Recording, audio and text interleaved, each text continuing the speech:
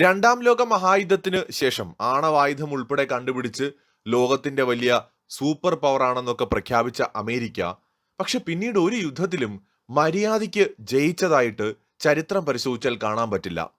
ഇന്ത്യയും അമേരിക്കയും തമ്മിൽ താരതമ്യപ്പെടുത്തിയാൽ രണ്ടാം ലോക മഹായുദ്ധത്തിന് ശേഷമാണല്ലോ ഇന്ത്യ രൂപം കൊള്ളുന്നത്. അതായത് നമ്മുടെ സ്വതന്ത്ര ഇന്ത്യ.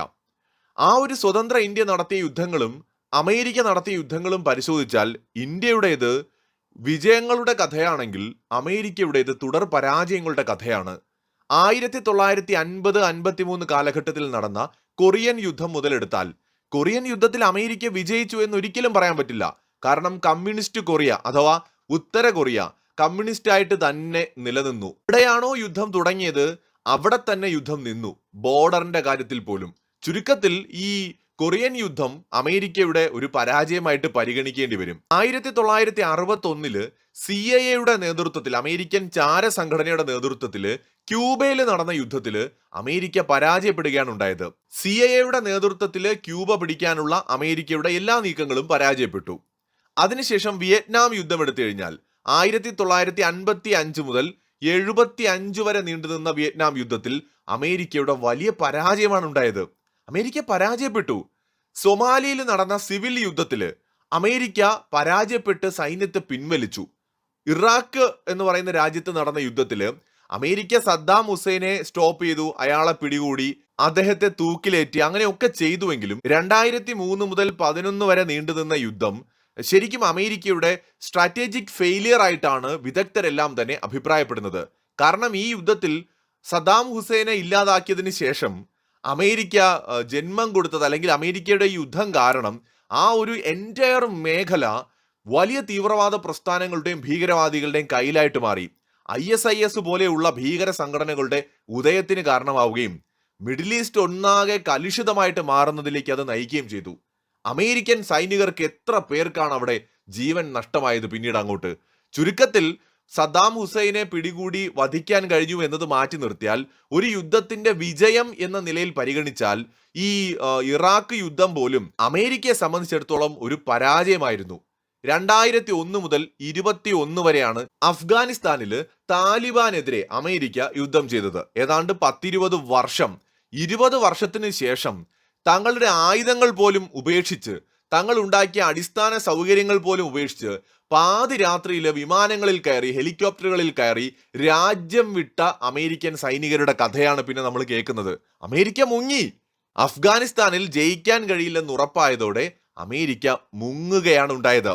എന്ന് വെച്ചാൽ പരാജയപ്പെട്ടു അഫ്ഗാനിസ്ഥാനിൽ പോലും. പിന്നെയും അമേരിക്കയ്ക്ക് പറയാവുന്ന ചെറിയ ചില വിജയങ്ങൾ 1901 ഗൾഫ് യുദ്ധം, അതോടൊപ്പം 1989 പനാമ അധിനിവേശം, ഇങ്ങനെയുള്ള ഒന്നോ രണ്ടോ ചെറിയ കാര്യങ്ങൾ മാത്രമേ അമേരിക്കയ്ക്ക് വിജയമായിട്ട് പറയാനുള്ളൂ. ഇനി ഇന്ത്യയുടെ കാര്യം നമുക്ക് നോക്കാം. 1947-48 ഇന്ത്യ പാക് യുദ്ധം, ഇന്ത്യയാണ് വിജയിക്കുന്നത്. 1961 പോർച്ചുഗലുമായിട്ട് നടത്തിയ യുദ്ധം, പോർച്ചുഗലുമായി നടത്തിയ യുദ്ധത്തിൽ 451 വർഷം നീണ്ടുനിന്ന പോർച്ചുഗീസ് ഭരണം അവസാനിപ്പിച്ചുകൊണ്ട് പോർച്ചുഗീസിനെ പരാജയപ്പെടുത്തി ഗോവയെ ഇന്ത്യയുടെ ഭാഗമാക്കി ഇന്ത്യ മാറ്റുന്നു. അപ്പോൾ 2 യുദ്ധം ഇന്ത്യ വിജയിക്കുകയാണ്. മൂന്നാമത്തെ യുദ്ധം 1962 നമുക്ക് ചൈനയുമായിട്ട് നടത്തേണ്ടി വന്നു. അത് ശരിക്കും പറഞ്ഞാൽ ഒരു വിശ്വാസവഞ്ചനയായിരുന്നു. ഇന്ത്യൻ ഭരണകൂടം ചൈനയെ വിശ്വസിച്ചു. പക്ഷെ ആ വിശ്വാസത്തെ ചൈന മുതലെടുത്ത് പിന്നിൽ നിന്ന് കുത്തി, കട്ടപ്പയുടെ പണി കാണിച്ചു. കട്ടപ്പ പിന്നിൽ നിന്ന് കുത്തിയപ്പോ കഥയിലാണെങ്കിൽ പോലും കരുത്തനായ ബാഹുബലിക്ക് മരണം വരിക്കേണ്ടി വന്നു എന്ന് പറഞ്ഞതുപോലെ കൂടെ നിന്ന സഹോദര രാജ്യമെന്ന് നെഹ്റു വിശ്വസിച്ച ചൈനയുടെ പിന്നിൽ നിന്നുള്ള കുത്ത് ഇന്ത്യക്ക് നല്ലപോലെ ഏറ്റു.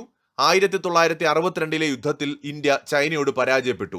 സ്വതന്ത്ര ഇന്ത്യയുടെ ചരിത്രത്തിൽ ഇന്ത്യ ഒരേ ഒരു രാജ്യത്തോടാണ് യുദ്ധത്തിൽ പരാജയപ്പെട്ടത്, അതും ഒരേ ഒരു തവണ, ചൈനയോട്. പക്ഷേ 1967 യുദ്ധത്തിൽ നമ്മൾ ചൈനയെ പരാജയപ്പെടുത്തി. പക്ഷെ ഇന്ത്യ അത് വലിയ രീതിയിൽ ആഘോഷിച്ചില്ല. വീണ്ടും ചൈനയുമായിട്ട് തുടർ യുദ്ധങ്ങൾ ഉണ്ടാകണമെന്ന് ഇന്ത്യ ആഗ്രഹിച്ചില്ല. അതുകൊണ്ട് തന്നെ വലിയ രീതിയിൽ അന്നും ഇന്നും ഇന്ത്യ അത് ആഘോഷിച്ചിട്ടില്ല. 67 യുദ്ധത്തിൽ ചൈനയുടെ മേൽ സമ്പൂർണ്ണ വിജയം ഇന്ത്യക്ക് ഉണ്ടായി എന്ന് മാത്രമല്ല, 400ഓളം ചൈനീസ് പട്ടാളക്കാർക്ക് ജീവൻ നഷ്ടപ്പെട്ട ഒരു യുദ്ധമായിരുന്നു. ചൈനയ്ക്ക് അവരുടെ നിയന്ത്രണത്തിലുണ്ടായിരുന്ന നിരവധി പ്രദേശങ്ങളും ആ യുദ്ധത്തിൽ നഷ്ടപ്പെടുകയും ചെയ്തു. അപ്പോൾ അത് ശക്തമായിട്ട് ഇന്ത്യക്ക്, നാഥൂല ചോല പ്രദേശത്ത് നടന്ന യുദ്ധം ശക്തമായി ഇന്ത്യക്ക് മേൽക്കൈ ഉണ്ടായ ഒരു യുദ്ധമാണ് 67. അതിനുശേഷം പിന്നീട് ചൈന ഇന്ത്യക്കെതിരെ യുദ്ധത്തിന് വന്നിട്ടില്ല എന്നതും പ്രത്യേകം ഓർക്കണം. കാരണം ഇന്ത്യ 67-ൽ തയ്യാറായിരുന്നു. 62-ൽ ചൈന നമ്മുടെ സഹോദര രാജ്യമെന്ന് വിശ്വസിച്ച് ഒരുപക്ഷെ ഇന്ത്യ തയ്യാറെടുപ്പുകൾ നടത്താതിരുന്നൊരു സമയം. പ്രതീക്ഷിക്കാത്തൊരു ആക്രമണമായിരുന്നിരിക്കാം. ഇപ്പോഴും അതിന്റെ യാഥാർത്ഥ്യങ്ങൾ കൃത്യമായിട്ട് നമുക്കറിയില്ല. പബ്ലിക് ഡൊമൈനിൽ അവൈലബിൾ അല്ല. ക്ലാസിഫൈഡ് ഡോക്യുമെന്റ്സ് ആണ് പലതും. എന്നാലും ജവഹർലാൽ നെഹ്റു ചൈനയെ അന്ധമായി അത്രയും സ്നേഹത്തോടെ വിശ്വസിച്ചിരുന്നു. ഏതാണ്ട് സിമിലർ സിവിലൈസേഷൻ ആയിരുന്നല്ലോ. ഇന്ത്യൻ കൾച്ചർ തന്നെയാണ് ബുദ്ധിസത്തിലൂടെയും ഒക്കെ ചൈനയിലും അന്ന് പ്രചാരത്തിലുണ്ടായിരുന്നത്. വളരെ അടുത്ത ബന്ധം ഇന്ത്യയും ചൈനയും ചരിത്ര കാലം, പുരാതന കാലം തൊട്ടേ തന്നെ ഉണ്ടായിരുന്നു. അപ്പൊ അതുകൊണ്ട് ഇന്ത്യ വിശ്വസിച്ചിരുന്നിരിക്കാം ചൈനയെ. കമ്മ്യൂണിസ്റ്റ് ചൈന രൂപം കൊണ്ടപ്പോൾ ആദ്യം അംഗീകരിച്ച രാജ്യങ്ങളിൽ ഒന്നൊക്കെയായിരുന്നു ഇന്ത്യ. പക്ഷേ ചൈന നമ്മളോട് നന്ദികേട് കാണിച്ചു. പക്ഷെ 67-ലെ സാഹചര്യം അങ്ങനെയല്ല. 62-ലെ ഒരു അനുഭവം നമുക്കുണ്ടായിരുന്നു. അതുകൊണ്ട് ചൊറിയാൻ വന്ന ചൈനക്കാര് ഏതൊക്കെ പറമ്പ് വഴിയാണ് ഇന്ത്യൻ സൈന്യം പറത്തിയതെന്ന് ഓടിയ ചൈനക്കാർക്ക് പോലും അറിയില്ല. അപ്പോ ചൈന നല്ല രീതിയിൽ പാഠം പഠിച്ച വർഷമായിരുന്നു 67. അതിനിടയിൽ 1965-ലും നമ്മളൊരു യുദ്ധം ചെയ്തു പാകിസ്ഥാനുമായിട്ട്. വലിയൊരു വിജയമായിരുന്നു ആ യുദ്ധം. 1971-ൽ നമ്മൾ പാകിസ്ഥാനുമായിട്ട് യുദ്ധം ചെയ്തു. അതും ഒരു വിജയമായിരുന്നു. 1999-ലെ യുദ്ധം വലിയ വിജയമായിരുന്നു. ചൈനയും ഇന്ത്യയും തമ്മിൽ ഈ നൂറ്റാണ്ടിൽ 2 സംഘർഷങ്ങളുണ്ടായി. വലിയ യുദ്ധമായില്ലെങ്കിലും സംഘർഷങ്ങളുണ്ടായി. ഒന്ന് ദോക്ലാം ഇഷ്യൂ ആണ്. ദോക്ലാമിൽ ചൈന ഇന്ത്യയുടെ മുന്നിൽ അടിയറവ് പറഞ്ഞു. ചൈനീസ് പട്ടാളം പിൻവാങ്ങി. അത് ഇന്ത്യയുടെ തന്ത്രപരമായ വിജയമായിട്ടാണ് കണക്കാക്കപ്പെടുന്നത്. അതിനുശേഷം ഗാൽവാൻ സംഘർഷത്തില് ഇന്ത്യയുടെ ഭാഗത്ത് ജവാന്മാർക്ക് വീരമൃത്യു വരിക്കേണ്ടി വന്നെങ്കിലും അതിന്റെ ഇരട്ടിയിലധികം ചൈനക്കാർക്ക് ജീവൻ നഷ്ടപ്പെടുകയും ശക്തമായ ഇന്ത്യയുടെ തിരിച്ചടി ചൈനയ്ക്ക് നേരിടേണ്ടി വരികയും ചെയ്തു. ഇതേ തുടർന്ന് ഇന്ത്യയും ചൈനയും തമ്മിലുള്ള ബന്ധം വളരെ വഷളാവുകയും ദീർഘകാലം അതിർത്തിയിൽ ഇരു സൈന്യവും നേർക്കുനേർ നിൽക്കുകയും ചെയ്തു. ഒടുവിൽ ഇന്ത്യയുടെ ഡിമാൻഡുകൾ അംഗീകരിച്ചുകൊണ്ട് ചൈന തടിയൂരുകയാണ് ഉണ്ടായത്. തന്ത്രപരമായ ഇന്ത്യയുടെ വിജയമായിട്ടാണ് പ്രതിരോധ വിദഗ്ധർ ഈ സംഭവത്തെ ചൂണ്ടിക്കാണിക്കുന്നത്. 2025-ലെ ഓപ്പറേഷൻ സിന്ദൂർ പാകിസ്ഥാനെതിരായിട്ടുള്ള ഇന്ത്യയുടെ വലിയ വിജയമായിട്ടാണ് വിലയിരുത്തപ്പെടുന്നത്. പാകിസ്ഥാൻ വെടിനിർത്തൽ ആവശ്യപ്പെട്ട് ഇന്ത്യ ബന്ധപ്പെടുന്നു. പാകിസ്ഥാന്റെ സൈനിക താവളങ്ങളും വ്യോമ പ്രതിരോധ സംവിധാനങ്ങളും വ്യോമത്താവളങ്ങളും അടക്കം ഇന്ത്യ തകർക്കുന്നു. തീവ്രവാദ ക്യാമ്പുകൾ തകർക്കുന്നു. കംപ്ലീറ്റ് ആയിട്ട് ഇന്ത്യ ഡോമിനേറ്റ് ചെയ്ത ഒരു യുദ്ധമായിരുന്നു ഓപ്പറേഷൻ സിന്ദൂർ. സോ സ്വതന്ത്ര ഇന്ത്യയുടെ യുദ്ധങ്ങളും സംഘർഷങ്ങളും പരിശോധിച്ചാൽ 62-ൽ ഒഴികെ ഉള്ളതെല്ലാം ഇന്ത്യയുടെ വിജയങ്ങളായിരുന്നു. നമ്മൾ പരാജയപ്പെടുത്തിയത് യൂറോപ്യൻ ശക്തിയായ പോർച്ചുഗീസിനെയും ഏഷ്യൻ ശക്തിയായ ചൈനയെയും പാകിസ്ഥാനെയും ഉൾപ്പെടെ നമ്മൾ യുദ്ധങ്ങളിൽ പരാജയപ്പെടുത്തിയിട്ടുണ്ട് എന്നതാണ് പ്രത്യേകത.